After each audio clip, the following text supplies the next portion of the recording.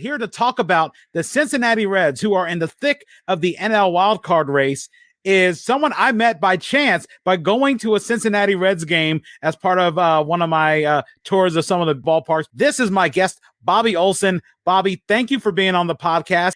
Who knew that such a chance encounter at a game would turn out to lead to an interview? Yeah, thanks for having me first off. And yeah, that was an awesome thing that I met you, and thanks for having me on. I know you're from Delaware, so kind of crazy to see somebody out in Cincinnati that's from all the way out in the east side. Definitely, and I really appreciate it. One of the first things I wanted to do, just getting into the conversation, how long have you been a Reds fan? What led to you becoming a Reds fan? Yeah, so I would consider myself more of an unorthodox Reds fan. I'm not from Cincinnati, didn't have any family from Cincinnati at all. So kind of how it started for me, I was a huge Ken Griffey Jr. fan. Actually, behind me is a Ken Griffey Jr. signed hat. It's a Mariners one. Don't give me too much of a tough time for that. When I was 8 years old, he got traded to the Reds. And he was my favorite player, had all his baseball cards, loved the guy. So kind of just made me into a big Reds fan. I was 8 years old. That's when I really was playing it as a kid, fell in love with the game more and more. So it just turned me really into a big Reds fan. I'm from Michigan. The Tigers also suck badly. It's the Bobby Higginson days, if anybody knows. Not good time. So I was really looking for another team to really root for. So it was nice. That's probably about the year 2000 that when I became a Reds fan. And been 21 years since. So, and they still haven't won a World Series or barely been in the playoffs. So it's been brutal. But we're getting there. We're getting there. To you, what was your most memorable moment as a Reds fan? Yeah. This is an easy one for me. So I think it was about 2007. My parents took me to my first Reds game as a kid, and I brought my buddy along with me as well. And it's crazy saying some of these names now, but Jim Edmonds played for the Cardinals during that day, and they were playing the Cardinals at Great American. He starts off the first inning, hits a grand slam. The Reds are down 4-0 immediately. And my first game ever, I'm like, awesome. This is excellent. They end up coming back. Bottom of the ninth, David Ross, who's the manager now for the Cubs, he played for the Reds. He had a 2-run walk-off home run to center. My first game ever, I got to see a walk-off home run. It was probably 30,000 people there. It was just excellent moment. I'll never forget it. Going into the season, what were your expectations for the Reds? I know they made the playoffs in that we can call it the bizarro season of 2020 that was. And I know especially seeing the field go back down from 8 in each team to 5, what were your expectations realistically, thinking that the Reds could do this for the long haul in a full season? Yeah, well, to start off, they lost Bauer.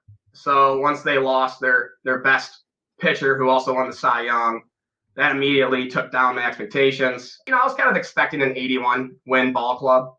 And I'm a gambling man, too. I like to sports bet. I'm in Michigan. We got it legal here. So I think Vegas had about 81 wins. That's kind of like, I base a lot of my expectations off what Vegas thinks because they're right a lot of the time. So I was like, all right, they're probably an 81-win ball club, probably won't make the playoffs.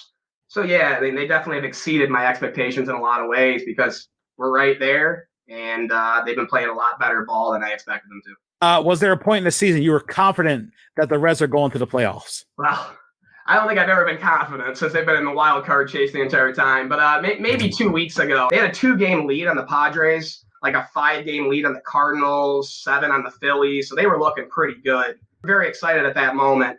And then shortly after, they've lost 5 series in a row. So they've kind of gone downhill a little bit. So it's been tougher. But yeah, a couple weeks ago, I was feeling pretty confident. It's changed a little bit. Was there a point you were worried about them in the playoff race? I know, especially you talk about the 5 consecutive series losses, but any other signs that made you think, oh, these guys are not going to make the playoffs or they're going to miss it so closely? I see a lot of teams throwing more left-handed pitching at them, and they're like the second worst team in the majors at left-handed pitching. So I think teams are starting to realize their weakness and starting to attack it a little bit more, throwing left-handed starters and relievers at them, and they're just not hitting the ball the same. They're not hitting the ball the same they were a couple weeks ago. I don't know where to put my foot on it, but something's gone wrong, and they need to quickly turn it around. We only got 3 weeks left, and now they're a game out of the playoff race now. Is there a team that, if the Reds make the playoffs, you're looking forward to matching up with in the National League? Who do you think the Reds can knock out in a particular wild card or even NLCS opportunity? Yeah, I mean that's tough. A lot of good teams out there. I say if they get to the wild card, because they're not winning the division. I mean, I think they're 12 games back of the Brewers, so they have to make the wild card. If they do, I prefer to play the Giants. I don't think anybody wants to play the Dodgers. If you do, you're insane. So I would probably take the Giants there. Maybe in a one game, you just never know what could happen. The Giants' best pitchers are all right-handers. If the Reds get Winker back, they have Votto. They have some other good left-handed bats. I mean, they can make something happen in one game. If they get to a second round, give me anybody but the Dodgers. Let's just put it that way. I'll take the Padres. I'll take well, it wouldn't be the Padres, but I'll take the Braves. And I'll play the Brewers, even though the Reds have been pretty much 500 against the Brewers all year. So I would take that as well. What about the chance that the Phillies make it out of the East? Because that seems so strange, and even the Mets are slowly starting to resurface. So you'll take the East winner in that case? I would, yeah. I just think the East, I mean, the Braves have definitely come on, but the East isn't that strong right now. The Mets and Phillies shouldn't make it. There's some time left. There's 3-4 weeks left. But, yeah, I just don't see either of them making it. And if they do, I mean, they're going to get knocked out wild card anyway. Who's the team that you don't want to see in the playoffs? I'm assuming it's the Dodgers, but aside from the Dodgers, who else really scares you? Well, it's the Dodgers and Giants, but the Reds are going to have to play one of them. Right off the bat in the wild card, they have no choice. If they make the playoffs, they have to play one of them. And those are probably the two teams that scare me the most in the entire NL. So it's a tough question to answer because they're pretty much going to be playing one of the teams that I don't want them to play. Looking at the situation, you mentioned Trevor Bauer leaving Cincinnati to go to the Dodgers, and to sort of handle this situation as best we can with kid gloves. How much of an impact would he have made on this team, and how much of a bullet do you think you as Red fans were able to dodge with all the stuff that came out? Yeah. Well, I'm definitely happy they got rid of him. Let's put it that way, because I don't think he would have ended up playing anyway for them. So in the grand scheme of things, you know, hindsight's 2020. It worked out for them that they got rid of him. But yeah, I mean, let's say he had a full season. Yeah, I mean, the Reds probably would be a 90, 95 win team. I mean, you got another Cy Young player to add to their pitching staff with Luis Castillo, Miley, that's pitching well too. I mean, that'd be a tough ball club to beat. So, I mean, if they had him, it'd be excellent. But I'm obviously, in the grand scheme of things, with all the allegations that happened, him not playing baseball, I'm fairly happy they did not hold on to him and his contract.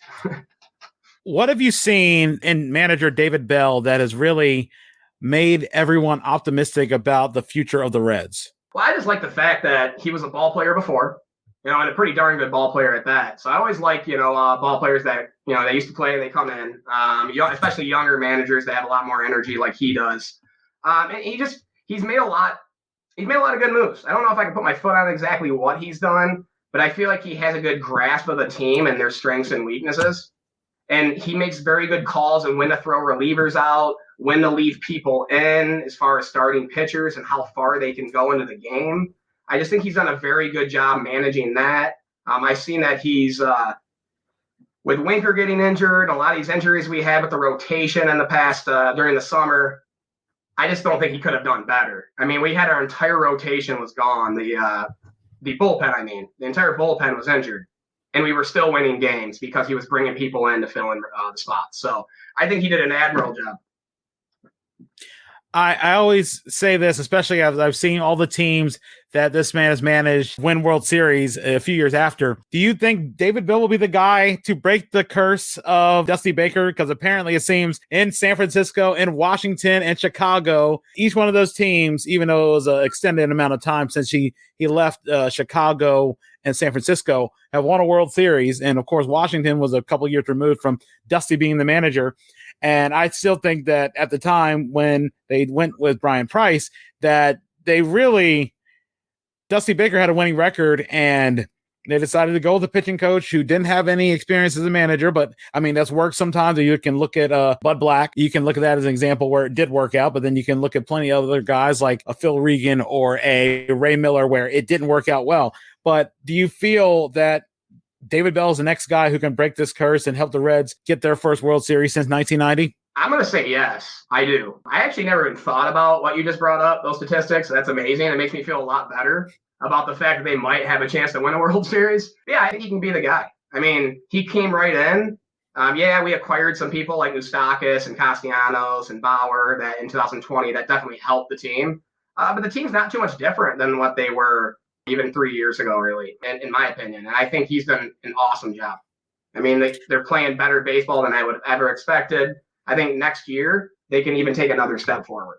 Looking at the World Series prediction, who do you have coming out of the American League? Who do you have coming out of the National League? How many games will it go, and who wins it all? Yes. So I feel confident about this one. I'm going to throw like $100 on this through Vegas, through betting. That's how confident I feel about this matchup. You already know my NL team. I already gave you that one because that's the scariest team I thought about, the Dodgers. I don't see anybody touching them. They're going to run through the NL. This is not probably a fan popular opinion here, but I'm going to take the Astros in the AL. I think they have the offense and they have enough pitching to get it done to get through the AL to match up with the Dodgers. But the Dodgers are men among boys, I guess you can say. So I think they take it at about 6. I think they would take the series in 6 if it came down to that. But that would be my bet. I would say Astros and the Dodgers, and I feel confident about that. I do feel definitely confident the Dodgers will make it, and I think the Astros, with the way they're playing, there's really not a team on that side that's going to beat them. Yeah, it's interesting. I haven't even thought about a prediction yet. I know a few people I've already talked with are basically saying Astros Dodgers. It's interesting to see, especially in the American League side. The Rays are a team that, they keep finding ways of winning, and I know they drubbed the Red Sox a few days ago. But I feel like in the American League is a little bit more wide open as opposed to the National League. I mean, even then it's Dodgers, Giants, maybe the Brewers, but I always think in the American League can't count out Tony La Russa and the White Sox, even though you find out they could be playing well in spite of him. Of course, you look at the A's, even though they might be slowly cratering, but they still could turn it around easily. And the Pinstripes are always going to be a threat once they get in the playoffs. So you never know. I mean, but then again, I always go with Buck Showalter's greatest quote that playoffs are a crapshoot. You never know what's going to happen. You can have the best team. Somebody can catch fire at the right time, a la the 14 Royals, and make it to the World Series, and then a year or two later win it. So you never know. I mean, I like that. If I had to say just one more thing, if I had to give you a sleeper pick on the AL side, and you didn't mention this team, I would actually go with the Blue Jays. They've won 7 in a row, an unbelievable offense with 2 or 3 solid pitchers that could get them through the postseason if they make it. They just swept I think they play today, but they're 3 games in a row. They just won against the Yankees, and they're only a game out of the playoffs. So the Blue Jays, if they make it, I could see them being a team that nobody wants to play, especially with being the AL wide open. That could be a team that can make it cruise right through.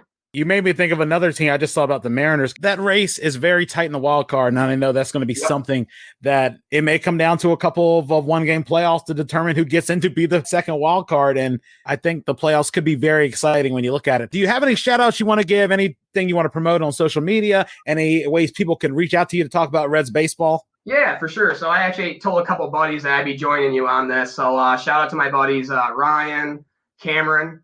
They're both Detroit Tigers fans. Unfortunate for them, but they did take 2 out of 3 in the most recent series against us. So congrats, guys. And then shout out to my buddy Larry. He's not a Reds fan, but he's a big Michigan fan, and the Reds have a lot of big Michigan products. Barry Larkin, Chris Sabo. So shout out to him on that. And then shout out to my wife Lindsay. We got married back in December, and I am turning her into a diehard Reds fan as well. So go Reds.